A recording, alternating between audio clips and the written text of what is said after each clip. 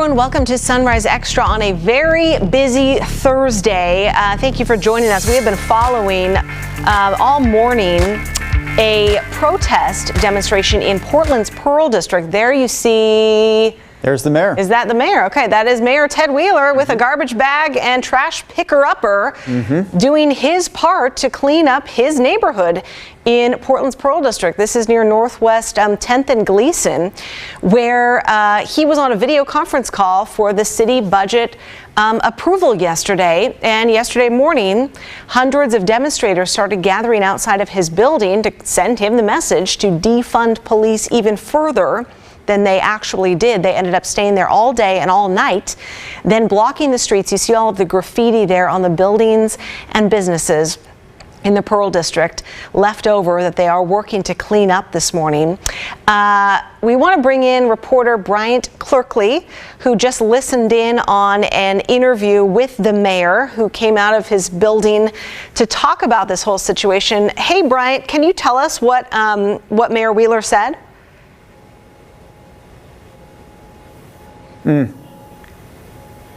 Let's see if that works, if he turns his mic on. Loves to see the peaceful protest, and he wants people to stand up for Black Americans. But when it comes to violence, and when it comes to people destroying the community, that's what he does not want. He says that he does not want the message to get diluted, and he wants people, like I said, to stand up for African Americans, but he doesn't want the community destroyed. Now, he did say that he was going to go help clean up. He was helping to clean up, and he wanted to get the community back to where it was. But the mayor says that things have to be kept peaceful, and he wants justice for African Americans, but he does not want violence here in the community. That's why he is helping out. He has a bag and he's picking up trash here along the street. Police said that most of the people that were out here last night and throughout the morning were peaceful. Most of them were peaceful, but they did happen to spot somebody with a gun earlier this morning, and people were setting up barricades, trying to set up an autonomous zone. And the mayor said that he did not want an autonomous zone. He does not want anything like that here in the city of Portland. The mayor said that could be dangerous. He would rather just keep the protests peaceful, and he will still continue to work for everyone, including the African American community, and dismantling racism within the city and within the police department. That is one of his goals, according to Mayor Wheeler. So right now, he is out here cleaning up the Pearl, cleaning up his neighborhood. And he's saying that he just wants to keep everything peaceful. I just wanted to reiterate that one more time. And Bryant, I know you were talking to the Portland Police Information Officer, Tina Jones, earlier. Oh, maybe he can't hear me. Now your earpiece is in. Can you hear me, Bryant? Yes, Good. I can. Okay, I wanted to ask you a question. Lieutenant Tina Jones with Portland Police, she was talking about, and it was kind of hard to hear earlier, there was a lot of noise down there. How many arrests did they make? And you mentioned there was a guy, and I think she said there was a man walking around with a rifle. But can you kind of talk about more of the situation? We've seen graffiti, we've seen the trash and the dumpsters and stuff, the blockades, but kind of talk about the arrests and that situation with that man that was armed. Yes, she said that there was one arrest. I don't know if it was that man that was armed or not, but she said that, yeah, there was one arrest, and there was a man that was spotted with a rifle. So she said that that's when police kind of got their plan into place, and they sort of cleared the streets out. Like I said, everything, mostly everything was peaceful, according to the lieutenant. But she did say that there was someone spotted with a rifle, so that's obviously can create a very dangerous situation. And she did say that people were taking things from elsewhere to help barricade the streets here in the Pearl to create that autonomous zone. She said that they got word that people were trying to create an autonomous zone, and this was after the peaceful protest. So that's why when police came down here, cleared everything out and made that one arrest. And Bryant, this is Brenda. Can you talk more about the reasoning behind this? Because we've seen police allow protesters to do many different things, but Lieutenant Jones was talking about the safety issue. Can you elaborate? I think when people are setting up barricades in the streets, and when they got word that there was an autonomous zone trying to be established here in the Pearl, that's when the police took action, and that's when police started to clear the area, is when they heard about that autonomous zone. Right, she was talking about things like, you know, if somebody needed to call 911, or if there was a fire or medical emergency, they need to keep the streets clear. Exactly. Because, you know, they've got to have free flow of travel, not to mention the fact that people are going to be commuting in and out of there, going to work, they live there, that type of thing. Exactly. It can create a dangerous situation, and and like you said, Brenda, if someone needed to call police or if there was an emergency, they could not get through that zone that people had created with barricades that they found from around the city. I don't know how safe it is for you guys, or if you're tethered together or what, but are you able to move down and see if Mayor Wheeler is still outside helping to pick up trash, or has that gone farther than you guys are able to see? I think he might be across the street. Let's see. Yeah, if it's safe for you, I'd love to spot him again. I'm super interested to hear what he thinks about the protesters coming to his doorstep. This is not the first time that they have actually done this. Different subject. When he lived over in Southeast, he had people camping out in front of his home. And now here in the Pearl, his condo has been the target of protesters. Somebody on Twitter saying, you know, open carry is legal. These were peaceful barricades. The police violently cleared the area. We did not see that. I didn't see live the police clearing that area, but they did come out in force at probably 5:30 this morning. We saw lots and lots of police and garbage trucks, and now these city crews, the street response team, they call it, to move those protesters out. And again, the police said, you know, it went very smoothly. It was peaceful. We did see one woman who had been yelling at police for a while, and they took her into custody. I don't know if she was actually arrested, but we did see her being taken into a police car. So we'll keep monitoring on this. I would love to, you know, spot the mayor if Bryant and photographer Eric can. So producers, let us know if you guys see that. We have not spotted him yet. You haven't spotted. Okay, keep tabs with us. We want to get to our other topic because the news never ends, folks. Right. I mean, if people are just tuning in to Sunrise Extra, I know a lot of our viewers will catch this later in the day. We're showing you all these live pictures of the Pearl District here at a few minutes after 7 a.m. But what we originally set out to talk about today on Sunrise Extra is the topic that some of you are already weighing in on this morning on our Facebook stream.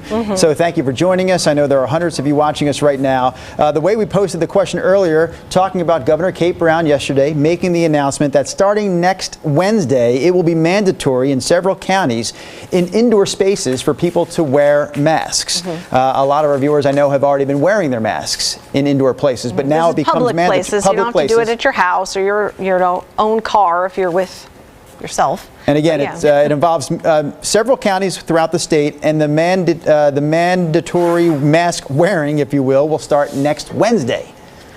Yeah, how do you guys feel about that? I'm going to need to get some more masks. Right. I have like one nice sewn cloth one that a coworker of my husband's made for each of us, and I haven't washed it yet. I need to wash it. Oh yeah, you're supposed to do that. I know, it just sits in my car. So I need to do that. I need to get a few more masks. Tons of thoughts about this already from our viewers, guys. So I can share a few of those. Number one, I just picked up this most recent comment from Trudy DeMott watching this morning. Good morning, Trudy. She says, honestly, my thought is if we're opening up on the 19th, which we know Multnomah County is opening tomorrow, officially entering phase 1, which means every county will be in at least phase 1.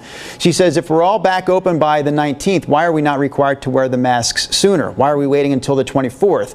She says, geez, are we not contagious during the first 5 days of this reopening? Touche. Good point. Good point. Touche. I did think about that myself. I didn't get an answer. There was no official answer that I read or heard, but my only thought was, I guess they're giving people time before they lay down the law on this. And, what does it mean by the law? What is the punishment? Well, the just other can't go thing in. I was thinking of Yeah. is that literally we delayed Multnomah County's reopening by a week. Yes. And the number of cases that we're seeing are even higher than before. But that's going to happen. I No, mean, they're of course testing it- of more. course Yeah, it that's is, going to happen, but- I think. But the hospitalization rate remains low for our area. Eastern Oregon, it's going to be a problem. Yeah, but it is ironic. When you just look at the numbers, I know that I would not want that job whatsoever because they have a lot of things that they have to take into consideration. But literally, lower number of cases, we keep it closed, higher number of cases, we open. I mean, the whole thing is just a little bit mind-bending. I mean, it's uncharted territory. Yeah. There are so many comments floating in on this right now. Honestly, every time I go to read one, it falls like 5 comments behind because people are jumping in so quickly here. Julie Wyatt, I'm just going to call them out as I see them. Julie Wyatt, who I know watches our show on an almost daily basis. Once in a while, I see you take a day off, Julie. Knock that off, would you? Julie says, mandatory mask wearing worked in Austria. She says it's worked in many other countries. She thinks it should be happening here as well. Kat says, you need to wash your masks daily, people. I know. I'm going to. Today. People need to be educated on hygiene when it comes to mask wearing. I've got lipstick and makeup all on the inside layer of my mask. Well, here at KGW, so our policy is when we're in like the newsroom, because there are a lot of different places. There's engineering, there's the break room, there's the newsroom. And when we're in the newsroom and at our desks, we don't have to wear a mask. If we get up and walk to another part of the building or an area, we have to put on our mask. That's what, our best practices is. I don't think it's that hard. I mean, I carry 2 in my purse and I've washed them to death. I'm like you, Nina. I need to get some more masks. Yeah. But I don't think it's that difficult to follow that within our little area. I would assume that the restaurant thing would be the same deal. You wear it. I wonder, when you're at your when you table, sit down, like you then can take it off. If you go to the bathroom, you put it on. I mean, that's what I would do. She's going to have some more guidelines between now and Wednesday. We are getting in my ear. Somebody was asking on Twitter, did you guys cover the police putting a shelter-in-place order at 6 a.m.? They are talking about the Pearl District. You must live there. PFAB.org on Twitter. Let's check back in with Bryant Clerkley because this is Mayor Ted Wheeler, who came out of his apartment building helping pick up some trash and clean up some garbage down there. Hey, Bryant, you caught up with the mayor. What's he up to? Hey, guys. Yes.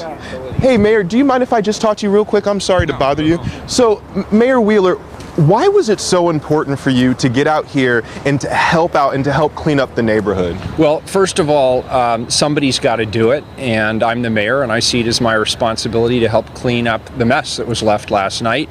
Number 2, I live here, and these are my neighbors.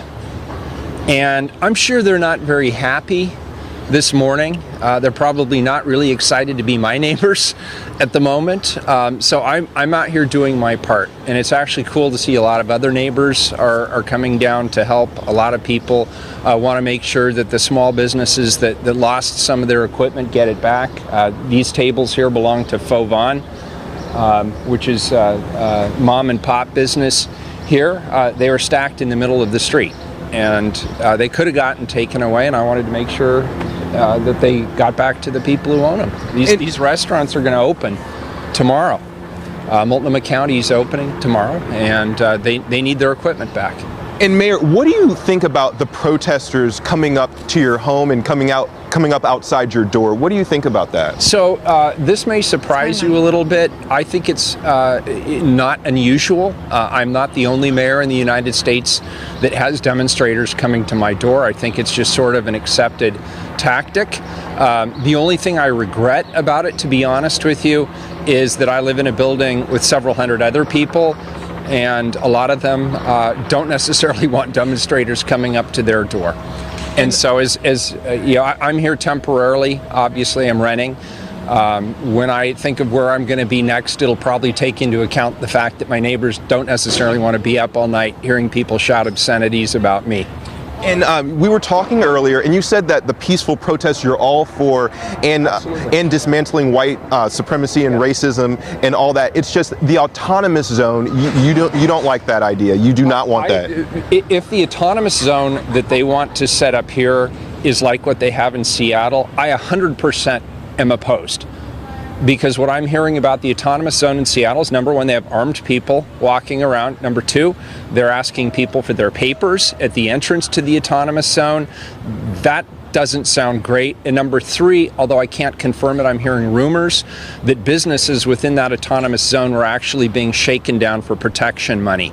That sounds like a movie I saw once.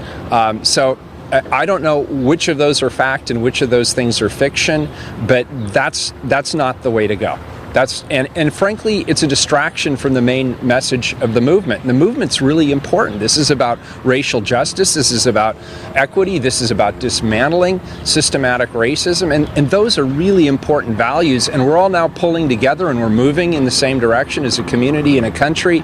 And so doing stupid stuff, just frankly, it distracts from the important message. All right, Mayor Wheeler, is there anything else that you would like to add? I assume you'll be out here throughout the day helping to clean up. Well, I actually am still the mayor, and I still have responsibilities throughout the day, but it was definitely important for me to be here. Actually, I'm really impressed with how quickly the police are here, PBOT is here, the Clean and Safe crew is here, there are neighbors here, and this place is getting cleaned up in record time, and that's really cool to see. Portlanders are coming together. And by the way, even if people were disrupted by the demonstration, I know just from talking to people around here, they're very supportive of the nonviolent demonstrations. They're very supportive of the movement. Many people in this neighborhood on this block have participated in those marches. They're 100% supportive of the Black Lives Matters movement. And I am actually optimistic that this is all leading us somewhere very positive. This is a national conversation, a local conversation that needed to happen. There are reforms that must take place, and I'm privileged to be in a position where I can help do my part, whether that's working with my colleagues on police reforms or whether it's out here picking up trash. All right, Mayor Wheeler, is there anything else that you would like to add today? No, in fact, usually I'm told there are things I probably have said too much. So, thank you so much. I appreciate you talking with us, sir. Yeah, thank you. My pleasure. All right, so you guys heard the mayor, and he said that, again, he does not want any damage or any violence or anything like that. He will continue to work to dismantle white supremacy and racism within the police department and anywhere else, but he just doesn't want to see the community destroyed, and he does not want to see an autonomous zone similar to the one in Seattle. Ryan Clerkley live for us in the Pearl District. Good job, my friend. You tracked him down, live interview. Love to see that. All right, you guys, what do you think? I like that Brian asked him any other comments you want to add, because I thought the mayor was on a roll there, right? He was pretty frank. He was pretty candid with his comments this morning. We didn't necessarily expect to see him as early as we did, but he was outside shortly after the police broke up that protest in the Pearl District this morning. We saw him picking up the trash. We almost didn't recognize him, right, to be honest. Right. You know, when we first saw that live picture, it was at a distance, and there was a guy with a ball cap and a big bag of trash. And, you know, Nina, you started to call it out, and you're like, is that and it was like, I oh, no, had it to really is the get mayor. close and look. Yeah. We thought he was on the cleanup crew. Yeah, well, good for him to do it. What a thankless job, though, regardless of what your politics I would are. not want to be mayor. Just literally hearing, you know, some of the things that he considers as he decides where to live, and trying to take the neighbors into consideration, and also people's rights to demonstrate. And whew. Well, it's funny because he did repeat what I thought in my head earlier this morning was, man, I'm sure the people that live near Mayor Wheeler wish he wasn't their neighbor this morning. Right. And sure enough, that's what he said, right? He said, I'm sure my neighbors aren't happy that I live near them this morning, because it was the mayor that, in a sense, you know, in all reality, brought those people to the Pearl District because they wanted to get in his ear. Mm-hmm. And that's what they did for roughly the past 20 hours or so. Mm-hmm. But it is important. So many businesses are just, you know, scrambling to keep control of their futures and their businesses, and to see those cleanups happening so quickly as Multnomah County gets ready to reopen tomorrow is a really good thing. Okay, so just to recap everything. How are you going to do that quickly, Nina? How are you going to recap all of this quickly? You got to wear masks starting next Wednesday in 7 counties. Multnomah, Clackamas, Washington County, Hood River, Marion County, Lincoln County, Polk County. Did I name all of them? That's great. Multnomah County opens tomorrow. And yes, the protest in the Pearl over with. You can check out all these stories on KGW.com. I'm sure we will have updates on them throughout the day. Whew, did we make it? Good morning. I think you did. Well done. Bye, you guys. We'll see you tomorrow.